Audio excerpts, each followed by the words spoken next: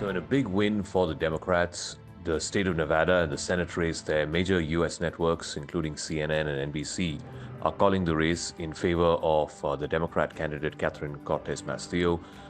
She's won re-election. She was the incumbent senator from Nevada. Now they have projected that she will retain that seat. It was a tight face-off with Adam Laxalt of the Republican Party, but Cortez Masto has been projected to win Nevada.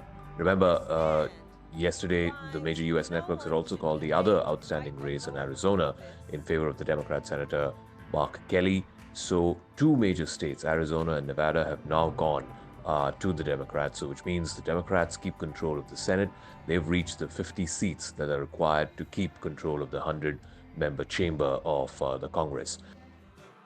So this means that Democrats have not just control of the House by virtue of getting to 50, plus they have the tiebreaker vote of the U.S. Vice President Kamala Harris.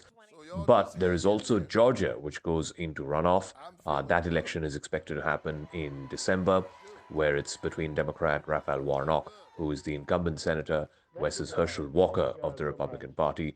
If Senator Warnock is able to retain that seat, then the Democrats actually increase their tally from 50 to 51.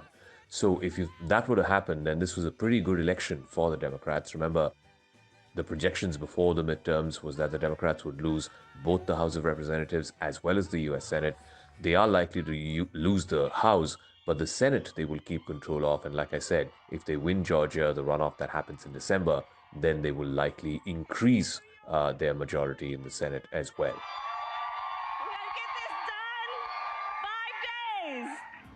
Cortez Masto, of course, defeating her Republican challenger, Adam Laxalt.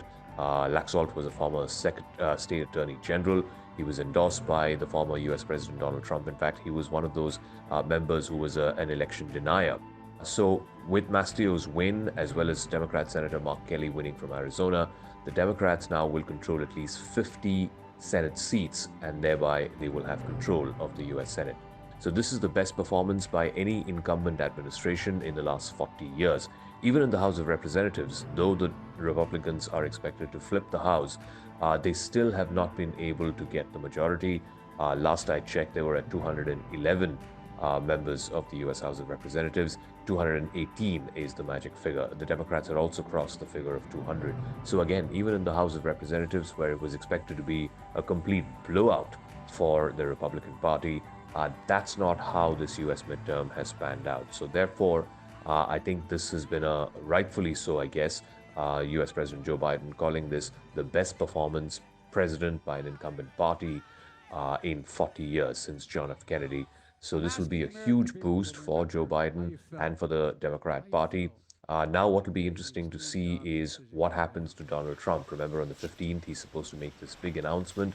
Everyone is expecting him to announce that he will run again in 2024.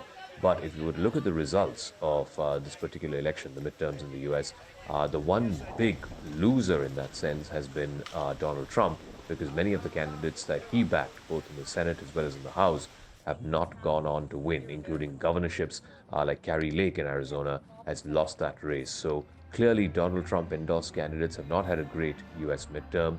How may that change his own position when it comes to running for 2024, running for the presidency again? That we'll have to wait and watch. But for now, this is a big, big relief for the Democrats, and in fact, a big victory for the Democrats that they're able to keep the U.S.